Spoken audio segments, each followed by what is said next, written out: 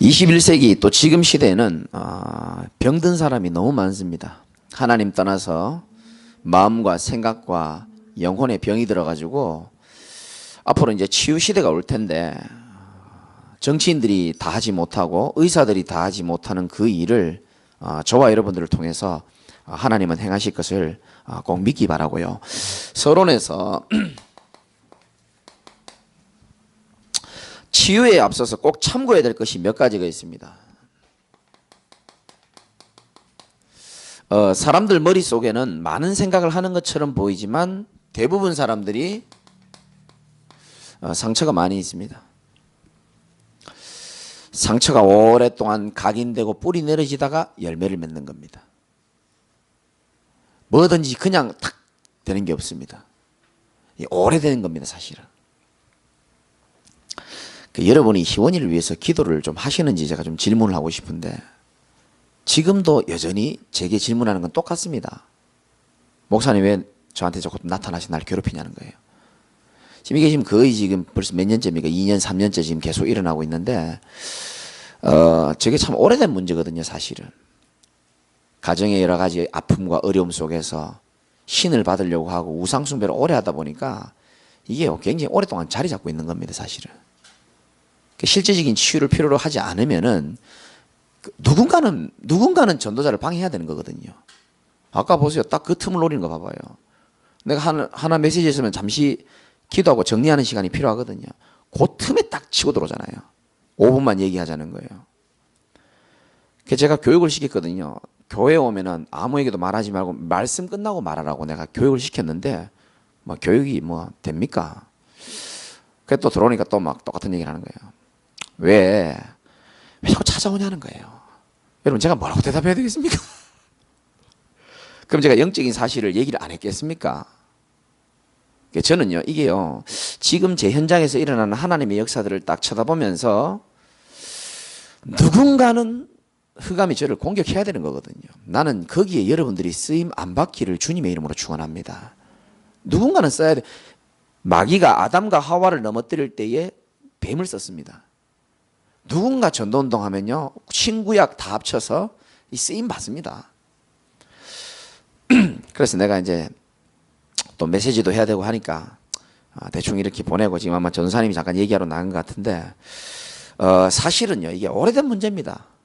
예수 믿고 탁 변화되는 사람도 있지만은 이게 굉장히 오랫동안 뭐가 쌓였냐면 이게 쌓인 겁니다, 사실은. 하나님 떠난 것 자체가 인간에겐 상처입니다. 어린아이가 엄마 품을 떠나 있는 것 자체가 상처입니다. 근데 그 속에서 오랫동안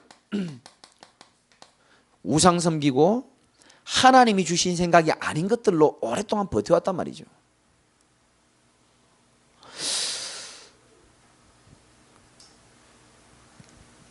그래서 혹시 여기 앉아 계신 분들도 상처가 있다면요 저는 좀 질문을 하고 싶어요. 저도 여러분들을 최대한 이해하려고 노력하는데 내가 아무리 이해하기 어렵고 내가 아무리 견디기 힘든 상처가 있다 할지라도 복음 안에 들어오면 결국은 복음을 증거하는 발판이요 전도의 도구가 다 되게 돼 있습니다. 이거 믿으셔야 됩니다. 여러분 상처하면 저도 어디 가서 뒤지진 않거든요. 근데 진짜 인정할 수밖에 없는 거예요. 하나님은 제 인생에 통틀어서 모든 아픔, 외로움, 뭐 여러 가지 문제들 많았잖아요. 전부 다 결국은 복음 전하는 도구로 하나님이 다 사용하시더라고요. 왜냐? 저는 다른 거는 다 안 믿어도 요거 하나만 딱 믿습니다. 어릴 때 할머니로부터 배웠거든요. 인생의 모든 주권은 하나님이 갖고 계신다는 거. 죽고 살고 엎어지고 응답받고 넘어지고 전부 다 하나님의 절대 주권 속에서 일어나는 일입니다. 나를 사랑하신 하나님의 절대 주권 속에서 일어나는 일이죠. 그래서 네 때문에 이런 건 없는 거예요, 사실은. 너 때문에 내 인생이 그거 아직 이거 결론 안 난 겁니다, 사실은. 물론 인간이니까 연약하니까 그렇게 말할 수 있지만은 이거부터 빨리 결론이 나야 돼요. 이게 사실은 우리가 참된 실제 치유 사역 이전에 우리 개인 사역자들이 먼저 이 상처를 빨리 복음으로 결론을 내셔야 되는 겁니다.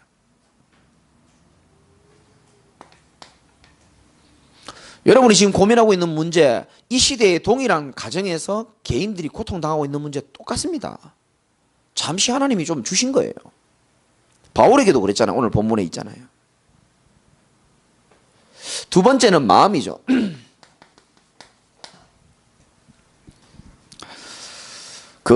우리 사역자들이 먼저 이걸 깨달아야 되는데요. 대부분 사람들은 치유받기 이전에 마음이 치유가 안 되는 이유가 뭐냐면은 사람은 어쩔 수 없습니다. 결국은 자기중심입니다. 이건 무섭습니다.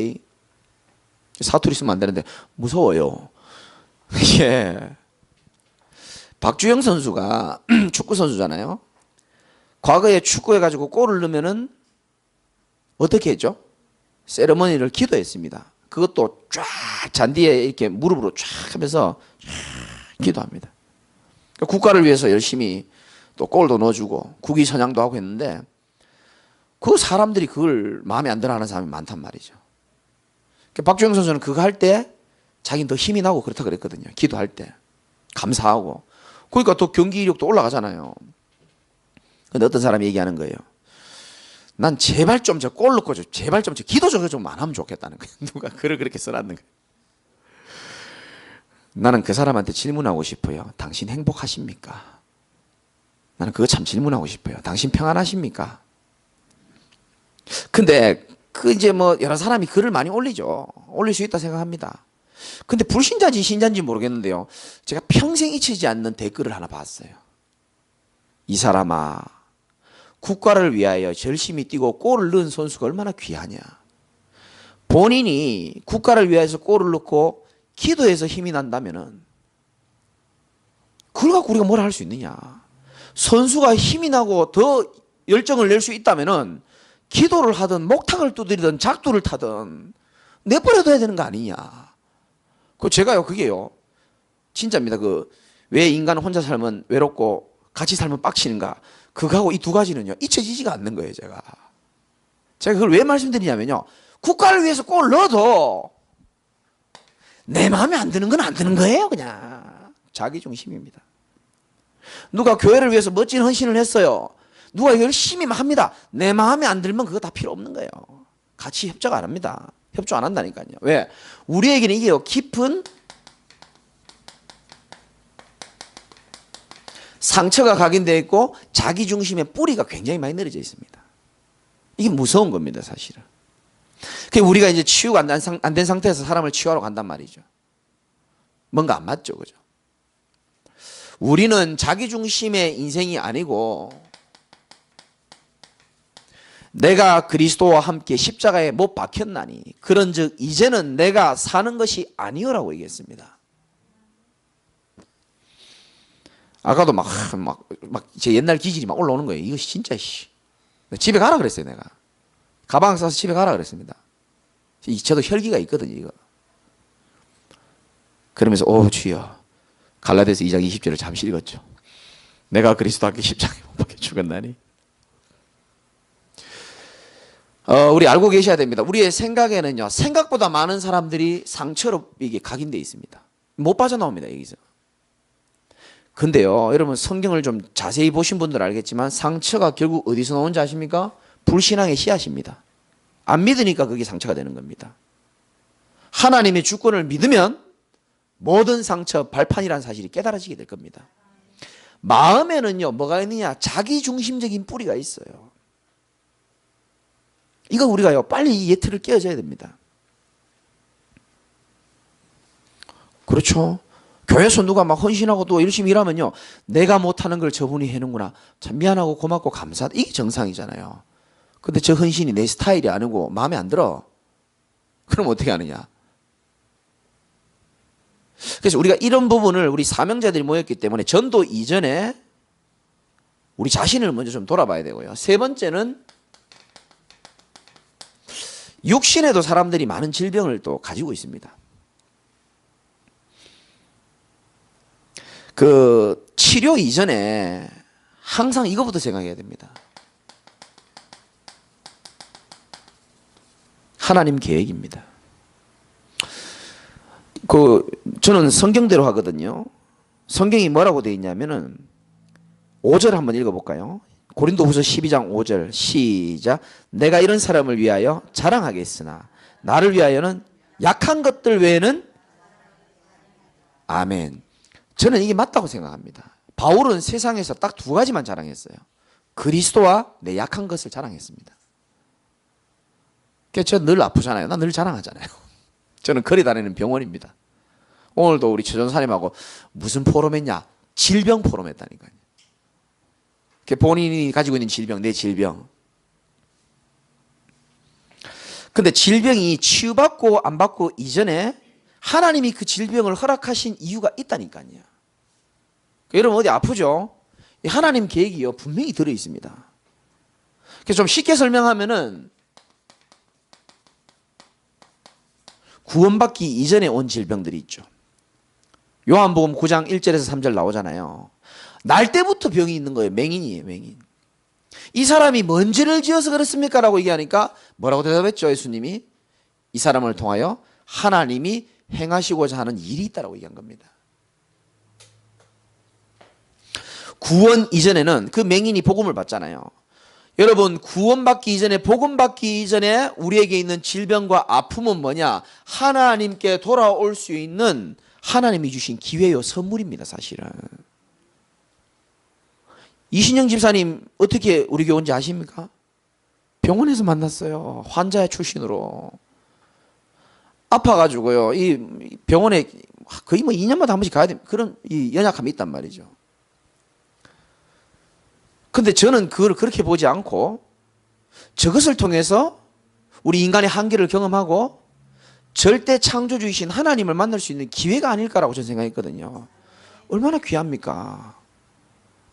요즘 잘 아프지도 않고 병원도 안 가요. 한 번씩 부담스러울 때 있어요. 기도 한 번씩 해달라 기도해주면 이게 응답이 너무 잘 돼요. 목사님이 기도해주면 다 낫는데. 그럼 제가 능력이 있다 이 말이 아니고요. 난 저분 믿음 때문에 난 그래 되는 거라고 생각하거든요.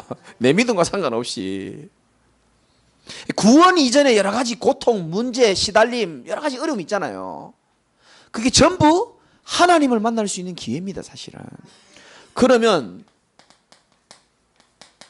구원 이후에 있는 질병은 뭡니까? 그게 오늘 말씀에 잘 나와 있어요. 고린도후서 12장 1절에서 10절 보니까 다 얘기할 수 없고요. 7절에 보니까 바울이요 이게 지금 질병이 있었습니다. 이게 뭐 안질인지 간질인지 정확하게 안 나오는데 뭔가 이 고질병이 있었어요. 아니 바울보다 하나님 앞에 귀하게 쓰임 받은 사람이 없는데 이 고질병이 안 낫는단 말이에요. 7절에 보니까 여러 계시를 받은 것이 지극히 크므로 바울이요 이 여러 계시 너무 받은 게 많습니다. 하나님의 은혜를 너무 크게 받다 보니까 너무 뭐하지 않게 하시려고 자만하지 않게 하려고. 혹시 잘난 분들은 기억하시기 바랍니다. 왜 하나님이 내게 이런 질병을 주시고 고통을 남겨두시고 십자가를 남겨두시냐? 자만하지 않게 하기 위해서. 잘난 분들 속으로 아멘 하시기 바랍니다. 이요 자만하지 않게 하기 위해서 하나님이 어떻게 하셨다고요? 육체의 가시를 하나 남겨둔 겁니다. 저도 조금 자만하는 게 있었거든요. 가진 건 없지만 교만한 게 있었고요. 저는 항상 아프거든요. 항상 아프면서 항상 하나님 바라볼 수밖에 없도록 만들어요. 네 힘으로 네가 할 수 있는 게 아무것도 없다는 사인을 날마다 제가 캐치합니다. 그 어떻게 보면 아픈 게 나는 어떤 면에서는 축복이에요. 왜냐하면 뭐라고 되어 있습니까? 9절에 보니까 나에게 이르시기를 내 은혜가 네게 족하도다. 이는 내 능력이 약한 데서 어떻게 해야 된다고요? 온전하여집니다.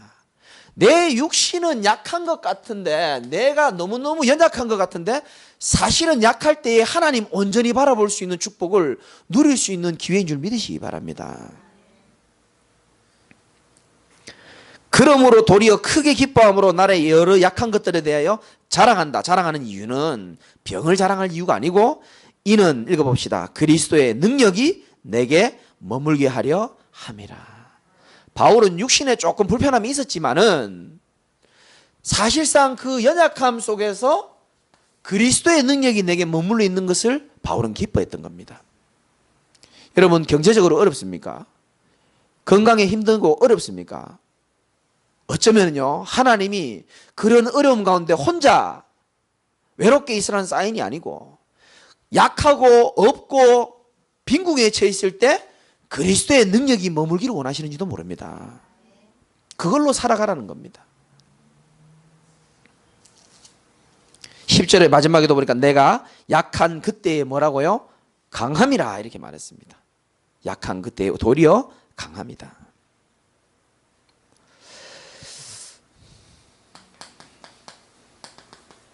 네 번째는 정신의 문제죠. 아까도 말했지만 이 정신의 문제는 대부분 오래된 문제입니다.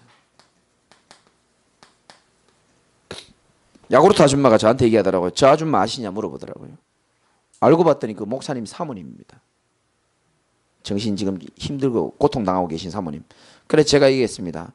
사모님한테 인사하고 내가 분명히 얘기했어요. 사모님, 진짜 이 복음으로만 당신 살아날 수 있다. 눈 쳐다보면서 얘기했거든요. 눈을 자꾸 피해요, 이분이. 피하거든요.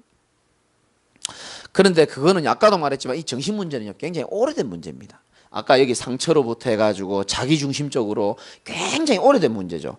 그래서 저와 여러분들이 아셔야 될 게 모든 사람은 정신 문제가 다 있어요. 다 나중심입니다. 여러분 그 정신 문제 있는 사람들 특징이요. 자기 외에는 다른 거를 생각을 할 수 없습니다. 남의 입장, 남의 배려 못합니다. 이게요. 그럴 수밖에 없는 것이 창세기 3장의 그 뿌리 속에 있기 때문에 이렇게 갈 수밖에 없는 겁니다. 이게 다양하게 나타나가지고 어떤 사람은 굉장히 부정적인 사람도 있고요. 또 어떤 사람은요. 굉장히 감정적인 사람도 있습니다. 감정이 컨트롤이 조절이 안 되고요. 모든 것을 비판하고 부정적인 사람도 있고 또 어떤 사람은 편협적인 사람도 있습니다. 한쪽으로 딱 치우쳐가지고 도랑이 좁고 너그럽지 못한 걸 말하죠. 뭐 정신문제의 범위는 굉장히 크겠지만은 사실상 조금 약한 부분처럼 보이지만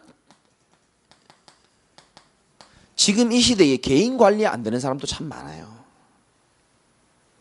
여러분 개인에게도 적용해 보시고요. 개인 관리가 안 된다는 것은 크게 세 가지 관리가 안 되는 겁니다.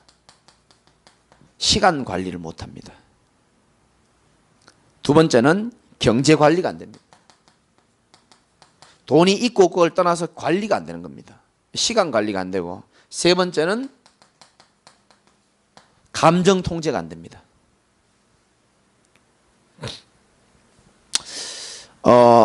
왜 제가 이걸 쭉 썼나 하면은 실제적으로 이런 속에서 사단의 손에 잡혀가지고 고통당하는 사람들이 굉장히 많이 있단 말이죠.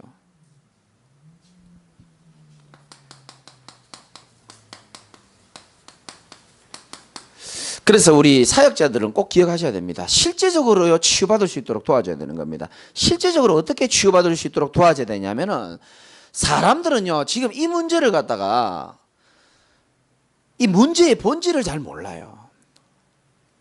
제가 이번에 만난 그 청년 있죠. 이름이 동진입니다. 이 친구가요 알코올 중독에다가 가정에 여러 가지 힘든 문제이고 뭐 하나님 떠나면 다 그렇죠. 내가 어디 가서 부끄러워하지도 말라 그랬습니다. 하나님 떠나면 누구든지 다 돌게 돼 있고 하나님 떠나면 누구든지 어디에 집착하게 돼 있고 그다 영적 문제 하나니까 걱정하지 마라 그랬습니다. 오늘도 병원에서 전화 왔더라고요. 근데요 중요한 거는 아이가 이 정도 될 때 정도 되면은 집안의 분위기가 대충 예상이 가잖아요. 진짜입니다. 뭐 관련된 분 있으면 좀 용서하시고요. 그 어머니 제가 전화를 통화했거든요. 어머니 제가 목사인데 내가 부족하지만 이 친구 좀 돕고 싶다. 이 친구 눈물로 예수님 영접하고 진짜 하나님의 자녀가 돼가지고 난 치유될 수 있다고 생각하고 난 도와주고 싶다. 어머니가요 막 화를 막 내면서요. 그게 사람 마음 먹기 나름이지. 무슨 교회가 종교가 그런 걸 해결할 수 있냐면서. 정신병원에 몇 번 집어넣는데 안 되거든요. 알코올 문제가 그게 되냐는 거예요. 알코올 치유받은 허다한 증인들이 내가 많다 내 얘기하고 싶었는데 내가 참았거든요. 내가 그게 사람이 마음을 제대로 먹어야 되는 거지. 우리 아들은 그 의지가 약해. 물론 그렇죠. 대부분 사람들은요 이거를 전부 육신적으로만 해석합니다. 그 참요, 이게 어떻게 보면요, 이 정신 문제나 마음의 문제, 이 여러 가지 육신 문제는 어떻게 보면 가족 전체가 같이 상담도 받고 치유가 돼야 되는 거거든요. 같이 해줘야 됩니다. 한 사람 아무리 해줘도 안 됩니다, 이거. 대부분 사람들은 그냥 하나님을 안 믿기 때문에 예수 예자만 얘기 꺼내면은요, 우리 교회 관련된 분이 언니 예수 믿어야 돼. 예수 믿어야 살아날 수 있어. 얘기하면요, 그냥 욕도 안 하니까 전화 그냥 끊어버린대. 예수, 교회, 그분에게 있어서는 금기어입니다. 나오면 그냥 끊어버리는 거예요. 그렇겠죠. 평생 그런 고생하시면서 마음이 얼마나 황폐해졌겠습니까? 그래서 저는 여러분들에게도 적용하시기 바라고 현장에도 적용해 줘야 됩니다. 가장 올바른 치유는 뭐냐 하면은 그 사람이 영혼을 가진 존재이기 때문에 영적 치유부터 해야 되는 줄 믿으시기 바랍니다. 이 영적 치유부터 시작해야 되는 겁니다.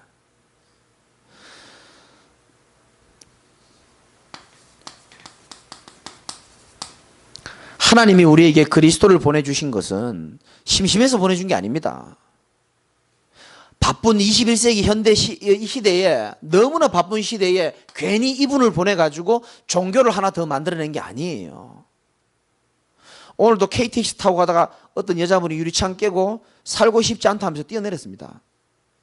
달리는 KTX 안에서 유리창 문을 지가 깨가지고 지가 뛰어내렸어요. 그때 다행히 살았잖아요. 근데 뛰어내리기 전에 뭐라 했습니까? 나 살고 싶지 않다는 겁니다. 행복 없습니다, 지금. 행복 없고 평안 없고 안식 없습니다. 다른 거 다 있지만 복음이 없기 때문에 참 행복과 참 평안과 참 안식은 그리스도라야 회복되는 줄 믿으시기 바랍니다. 왜 그리스도라야 되는지를 여러분이요, 좀 실감하셔야 됩니다. 지금도 저와 여러분의 생각과 마음을 방해하는 사단은 우는 사자와 같이 삼킬자를 찾고 있습니다. 우리요, 제자교회 성도들은 여기에 깨어 있어야 됩니다.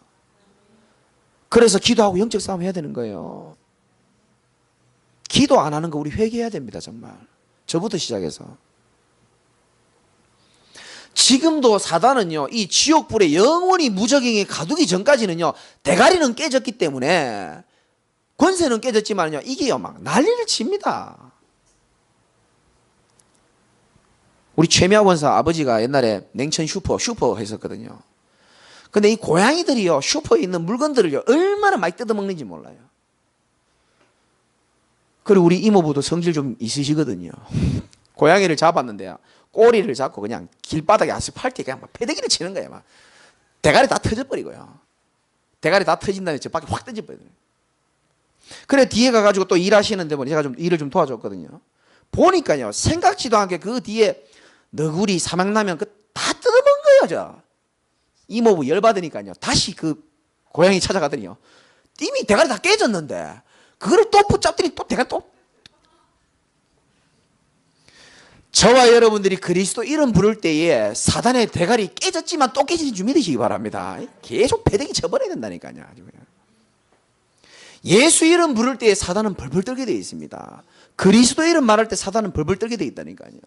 이 존재는요, 없어지지 않습니다. 계속 방해합니다.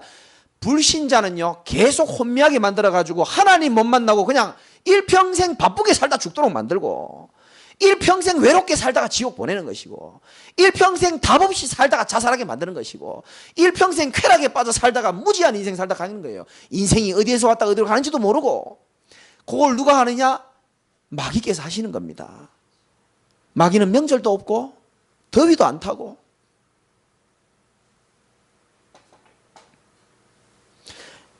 영적으로 깨어 있으시기 바랍니다. 진짜 깨어 있어야 됩니다. 이거요, 신앙생활은 다 실제예요. 이게 이론이 아닙니다. 이거 무슨 우리가 무슨 학원에 모인 게 아니에요. 제가 왜 주일날 칠판 안 쓰는지 아십니까? 설교는 교육이 아닙니다. 주일 강단은요, 그리스도를 설명하는 것도 아니고요, 모든 사람을 붙잡고 있는 사단을 향하여요. 내가요, 그냥 성도들 얼굴 쳐다보면서 하는 게 아닙니다. 모든 성도들을 붙잡고 있는 그 사단 앞에 그리스도 이름을 선포하는 게 그게 말씀이고 예배예요, 그게. 그때 흑암이 떠나가게 돼 있는 겁니다. 그러니까 지금도 사단이 지금 우리의 생각과 마음을 방해하거든요. 불신자는 완전히 인생도 모르고 무너지게 만들어버리고요. 신자는 어떻게 하느냐? 이 그리스도 희미하게 만들어가지고 그리스도 못 붙잡도록, 그리스도가 이론이 되도록, 그리스도 이용하도록, 그리스도를 종교로, 복음을 종교로 만들도록, 그래서 사실은 이 존재에 늘 시달리는 겁니다. 그리스도께서 사단의 머리를 박살내셨습니다. 그 이름 부를 때의 흑암 세력은 떠나가게 되어 있고요. 지금도 저주는 계속 내려옵니다. 뭐 때문에 저주가 옵니까? 딴 거 아닙니다. 죄 때문에.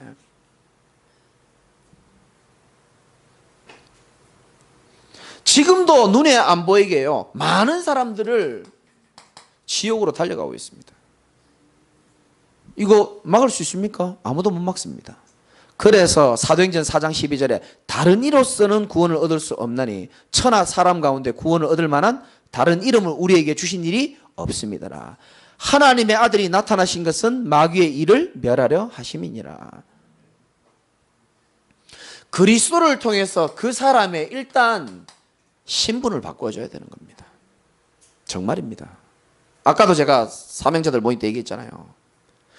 동진이 복음 전하려고 딱 내가 마음먹고 있는데요. 이제 영접할 차례만 남은 겁니다. 그 동대문에서 어딘지도 내가 모르겠어요. 하여튼 그 어디 편의점인데. 딱 복음 딱 전하고 영접하려고 하는데 갑자기 젊은 애들이 막 다 들어오더니요. 약간 그 야식끼리하게 해가지고요. 막 끔짝짝 씹어가면서요. 침 이렇게 뱉어가면서요. 아주 내 시선을 막 혼미케 하는 것들이 막 방해하더라고요. 지금 사람이 죽고 살고 문제 아닙니까? 내가 이 아이를 언제 다시 만날지도 모르고 그리스도만 만나면 사망에서 생명으로 옮긴다고 성경이 분명히 나와 있거든요. 죄와 저주에서 해방된다고 성경은 말하고 있거든요. 그가 너희를 흑암의 권세에서 끄집어낸다 그랬거든요. 그때 그 일이 지금 눈앞에 있는데 내 자존심이 뭐 있으면 내 성격이 어디 있으면 내 예틀이 다 무너져야 되는 거 아닙니까? 그리스도를 통해서만 사망에서 생명으로 옮길 수 있는 겁니다. 이게 첫 번째 사역입니다. 우리의 첫 번째 사역.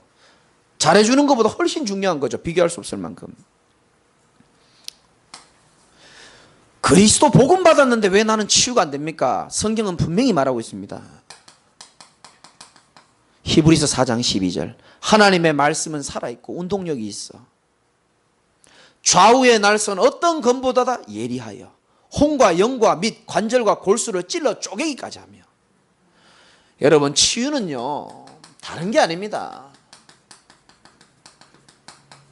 사람의 말이 아닙니다. 세상 노래가 아닙니다. 하나님의 말씀으로 사람이 치유되게 되어 있습니다. 이 말씀이 각인이 돼야 되는 거예요. 하나님 말씀이 각인돼야 되는 겁니다.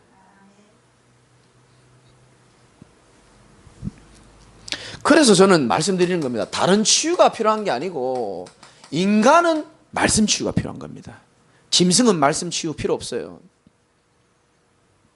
인간은 말씀 치유가 필요합니다. 그래서 예배를 통해서 치유가 되는 겁니다. 여러분은 그 주일날 보면 사람들 얼굴 바뀐 거를 느끼십니까? 복음 계속 들으면요 바뀐다니까요. 그렇게 생겨도 다 그게 바뀐 겁니다. 그게 옛날보다 굉장히 많이 바뀐 거예요. 어디서 이런 치유를 우리가 받을 수 있습니까? 그래서 여러분 조금 내가 좀 치유가 잘 안 된다고 생각하는 분들은 아까 박 전사도 얘기했잖아요. 말씀을 반복으로 계속 들어야 되는 겁니다. 반복적으로 들으시기 바랍니다. 힘들고 답답하다 계산하지 말고 복잡하게 머리 아픈 거 일 해결도 안 되는 거 그거 쌓이지 말고 하나님 말씀 계속 들으세요. 이 말씀이 놀랍습니다. 진짜 말씀을 반복해서 계속 듣는 게 참 중요합니다. 근데 치유 안 된 사람 특징 말씀 듣고 싶지가 않을 겁니다.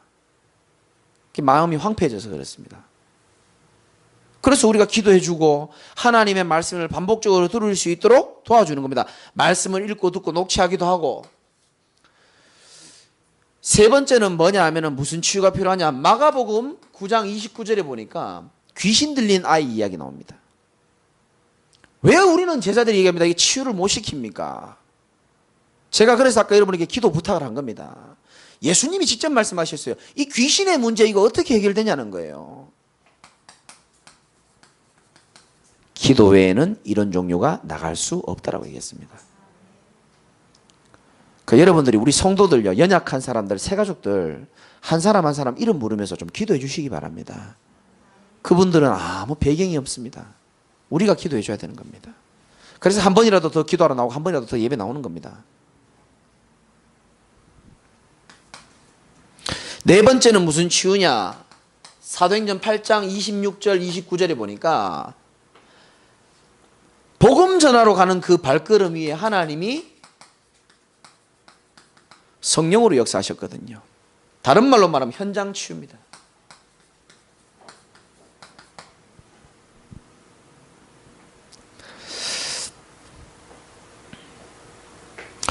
여러분이 상처가 아무리 많고 문제가 아무리 많아도 현장에서 나와 똑같은 문제를 가진 사람을 몇 명만 만나다 보면 그거 다 치유되게 되어 있습니다. 아멘 안 할 줄 알았습니다. 그래서 어찌됐든 여러분들이 복음과 말씀과 기도, 그래서 여러분들 이렇게 사역자들은요, 하나님은 지금도 말씀, 기도, 전도 속에 역사하시고 계시거든요. 내 인생이 하나님의 역사 속에 있느냐 없느냐를 체크해 보실 필요가 있습니다. 열심히 해도 소용없습니다. 하나님의 관심과 하나님의 역사 속에 오늘 내 생각과 인생이 거기 들어가 있어야 되는 겁니다. 우리는 딴 거 싸울 필요 없고요, 육신 싸움 할 게 아니고 이 속에 들어가는 싸움을 해야 되는 겁니다. 특별히 5월달 집중 이후로 더 중요합니다.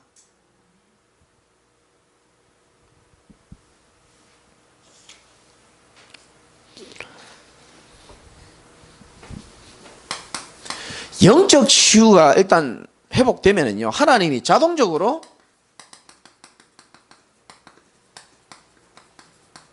정신과 마음을 치유하시게 돼 있다니까요. 여러분은 아멘 안 하지만 제가 왜 이 메시지를 자신 있게 하냐면 제가 정신병이 2가지가 있었다니까요. 2가지인가 3가지인가 있었어요. 얘기했잖아요. 영원히 사는 것에 대한 극한 두려움과 공포가 저한테 늘 있었습니다. 천국 가는 거 좋은데 영원히 살아야 되는 거예요. 난 그게 너무 끔찍해요. 그거 봐요. 아무도 아멘 안 하는데 난 내만 느끼는 거예요. 세상에서 딱 한 사람 만났어요. 나하고 똑같은 정신병 있는 애를. 그것만 생각하면요, 영원히 사는 것에 대한 공포에 빠지면요, 자다가도 벌떡 일어나고요. 신혼 때도 그랬습니다. 내가 이러면서 일어난다니까요. 그럼 우리 집사람이 자다가 아이고 또 시작됐네 이러면서 그냥 자요. 이분은 그냥 이렇게. 아 이게 또 돌았구나 이렇게 생각하고 그냥 잡니다. 보통 이렇게 좀 예민하고 이렇게 그런 여자 같으면 어떻게 자기야 괜찮아 뭐 이런 것도 있어야 되는데 내일 얘기하자 이러고 자요 그냥. 나는 돌겠는데, 난 미치겠는데, 아휴 또 시작했네 이러고 그냥 자요 그냥. 그리고 또 한 가지는요, 이 버스 같은 데 타면 이렇게 움직이잖아요. 그럼 사각형이 있는 그 모서리 4개를 다 내가 선을 다 꺼야 되는 겁니다. 이렇게 다 전부 다. 그럼 빨리 지나가면 그 빨리 꺼야 되는 거예요. 내가 그런 정신병이 있었다니까요. 그 네모난 것만 보면 그 손에서 이 레이저가 내 눈에서 나가는 겁니다. 이렇게 뭐 맞춰보는 거 있어요. 정신병이니까 이해 안 될 겁니다. 아마. 마음에 늘 불안함이 있죠. 그 여러분 느껴보시면 언제든지 누가 찾아와가지고 날 뒤통수를 때릴 것 같은 그런. 참 여러분 편안하게 사셨다. 저번에 우리 경태가 데리고 왔는 그 친구 이름 뭡니까? 강원도에서 온 친구. 예, 재용이가 똑같더라고 나오고. 왜 자꾸 뒤를 쳐다보냐 이러니까 누가 나 재용이가 말씀 한 번씩 듣는다 그랬대. 그런데 누가 날 이렇게 와가지고 갑자기 뒤통수 때릴까 봐 겁난다는 거예요. 이야. 진짜요. 여러분들이 그리스도의 방향 맞추고 그리스도의 오직 하면요, 하나님이 정신과 마음을 치유하시게 돼 있습니다. 진짜입니다. 요즘 내가 그 줄 긋거나 자다가 도는 일 없습니다.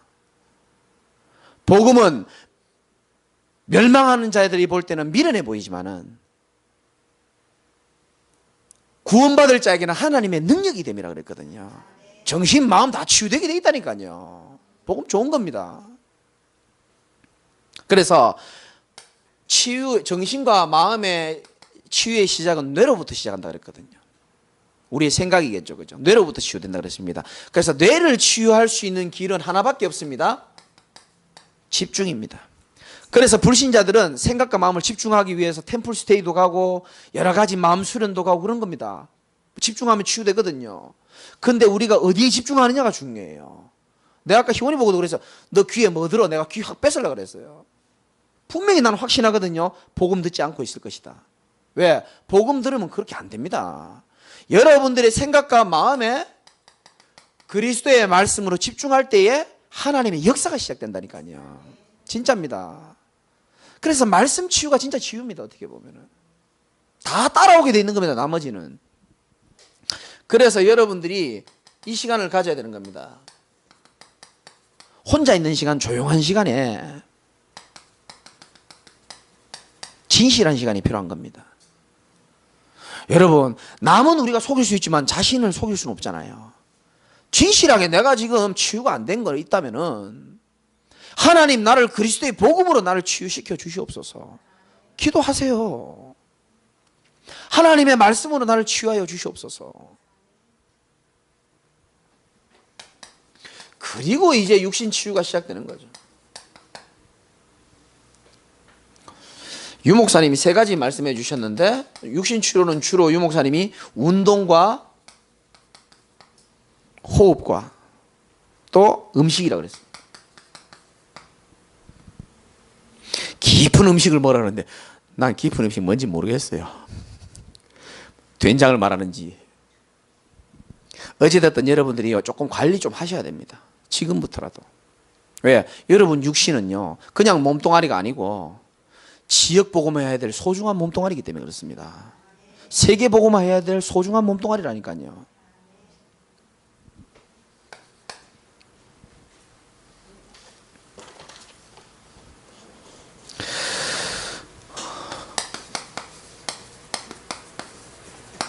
치유는 올바른 것을 인정할 때부터 시작됩니다. 뭐를 인정해야 되냐?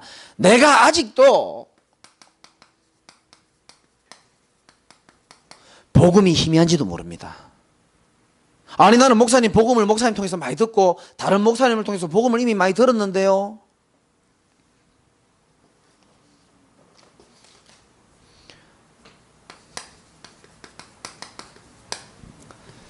나는 여러분들이 이런 칭찬을 좀 들었으면 좋겠어요. 저분은 다른 건 모르겠지만 복음이 확실한 사람이다. 나는 여러분들이 이런 소리를 좀 들었으면 좋겠습니다. 저 사람 다른 건 모르겠지만 복음 확실한 사람이다. 나는요 그 칭찬이 난 제일 마음에 드는 거 있죠. 우리 성도들이 그런 칭찬 들을 때 너무 귀하고요. 여러분 복음이 희미해지면은 어떻게 되는지 아십니까? 근데 복음이 희미하다는 말은 그리스도가 희미하다는 말이고 그리스도가 희미하다는 말은 사단에 대해서 희미하다는 겁니다. 실제로 사단이 자기를 공격하는데도 이거 몰라요? 무지 속에 빠져 있다는 겁니다. 여러분 정말 사람이 그렇게 공격한다고 생각합니까? 우리의 씨름은 혈과 육에 대한 것이 아니다라고 성경이 말하고 있거든요. 마귀가 하는 일이 이거밖에 없습니다. 그 내가요 제일 제가 목회자로서 제일 가슴이 아플 때가 언제냐면요 좀 죄송하고 용서하고 들으시고요 이 성도들이요 여기에 딱 잡혀 있을 때가 제일 가슴 아픈 거죠. 사단이 역사해 가지고요 서로가 서로를 이간하고 물어뜯고 하는 그거 모르고 당할 때 그거 볼 때 제가 제일 가슴이 아파요. 그래서 제가요 그런 얘기를 들으면요 내가 참 속상합니다. 사실은 제일 참 내가 누구 편을 들겠습니까? 안장로님하고 송장님 싸우면 내가 누구 편 들까요?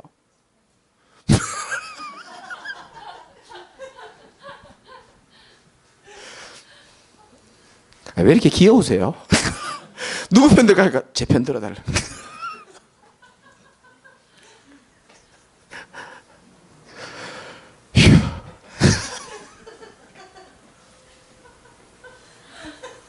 제가 우리가 속지 말자는 뜻입니다. 아시겠죠, 그죠? 진짜 우리 교회가요 정신 차려야 됩니다.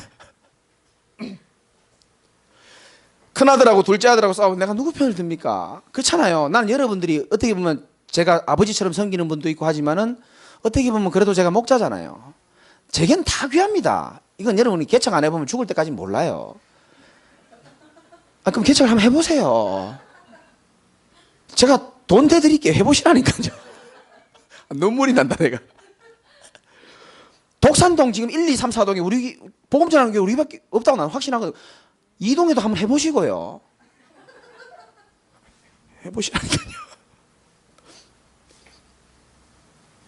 진짜요. 그요. 사단이요. 진짜요. 이 복음 가진 교회를 무너뜨리기 위해서 얼마나 많이 노력하는지 몰라요. 근데 복음이 희미하다는 말은 이 영적 사실이 희미하다는 겁니다. 그냥 대충 이론으로만 알지. 그냥 뭐 대충.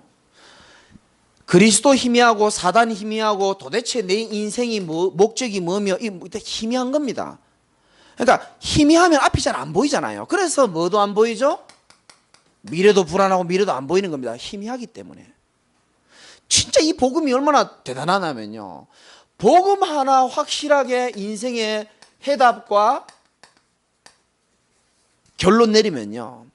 하나님이 우리를 미래를 책임지신다가 아니고 책임지실 것이 믿어지고 보여진다니까요. 복음 확실해지시기 바랍니다.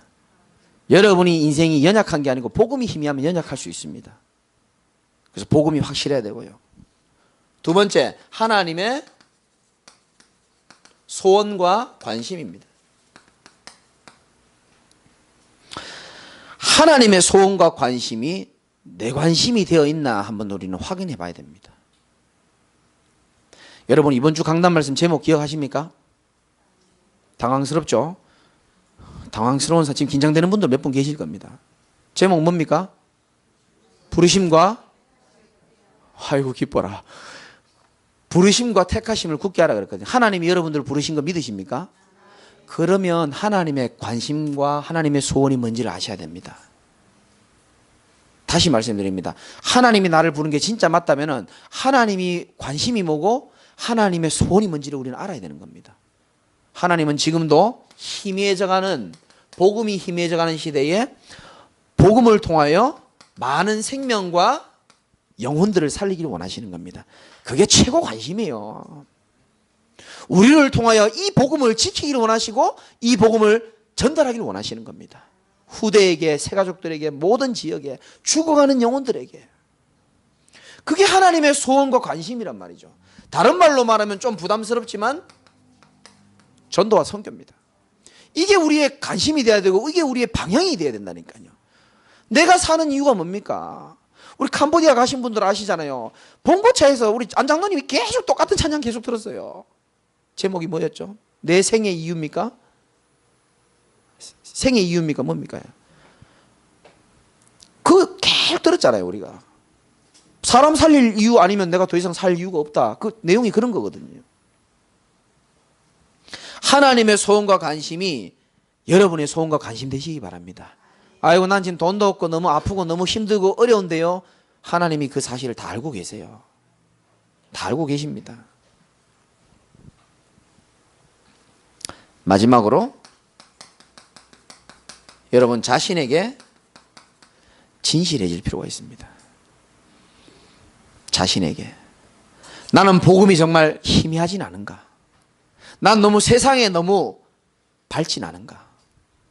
나는 하나님의 말씀은 희미하게 듣고 사람 말을 너무 밝게 듣는 건 아닌가? 난 너무 육신적인 건 아닌가? 취해 어떻게 보면 중요한 부분입니다. 그래서 여러분 자신에게 진실해지라는 말은 뭐냐 하면은 정말로요, 모든 문제가 사실은 근본 문제가 정말 하나님 떠난 문제가 맞지만은 모든 문제가 다른 사람이 문제가 아니고 내가 문제라는 사실을 인정할 수 있어야 됩니다. 이거 참 어려운 겁니다. 저는 다시 말씀드리지만 교회에 문제가 있다면 저는 제 책임이라고 생각합니다. 진짜 저는 실제로 그렇게 생각합니다. 뭐 어렵다, 다 내 책임이라고 생각합니다. 제 자신을 돌아봅니다. 근데 여러분들이 교회의 문제는 김재강 목사 문제야라고 얘기하면 안 됩니다. 그건 내가 해야 되는 얘기고 여러분이 그렇게 얘기하면 여러분들 수준 이하의 사람들은 경청하고 듣지만 좀 수준 있는 사람은 여러 가지 생각을 많이 할 겁니다. 근데 자세는 언제나 내가 문제라고 생각해야 됩니다. 실제로 저는 제가 문제라고 생각합니다. 우리 부서의 문제, 지도자의 문제라고 생각할 수 있어야 되고요. 교육자들이 그래야 되는 겁니다. 부장님도 그래야 되는 것이고 다 내 책임이다. 그래서 내가 더 한 발 더 앞서서 영적 싸움하고 하나님 앞에 기도해야 되겠다. 그게 바른 자세인 겁니다. 권사님이 문제가 이래 돼버리면 어떻게 됩니까? 맞는 말일 수도 있지만 변화는 안 일어납니다. 치유는 안 됩니다. 같이 치유받으려면 우리 개인의 문제, 가정의 문제, 교회의 문제는 누가 문제다? 내가 문제다. 그래서 내가 문제다고 지쳐 쓰러져 있는 게 아니고 내가 하나님 앞에 더 서면 되는 것이다. 두 번째, 내가 문제지만 내 속에 계신 하나님은 하실 수 있다라고 믿어야 되는 겁니다. 사람은 연약하고 율법은 연약하여 할 수 없는 그것을 하나님은 하실 수 있는 이라 그랬거든요. 내게 능력 주시는 자 안에서 내가 모든 것을 할 수 있다고 그랬습니다. 믿는 자에게 능치 못한 힘이 없다고 말씀하셨고요. 하나님 행하시겠다고 말씀하셨습니다.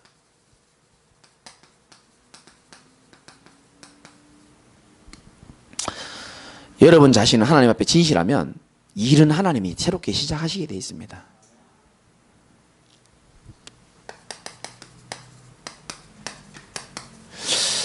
결론적으로 출애굽기 15장 26절에는 나는 너희를 치료하는 여호와다 이렇게 말했습니다.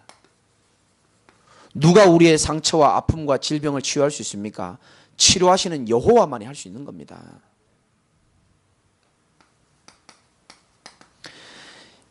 예레미야 30장이죠. 17절 읽고 마치겠습니다. 한번 찾아봅시다. 치유에 대한 중요한 약속이기 때문에 구약 성경에 있고요.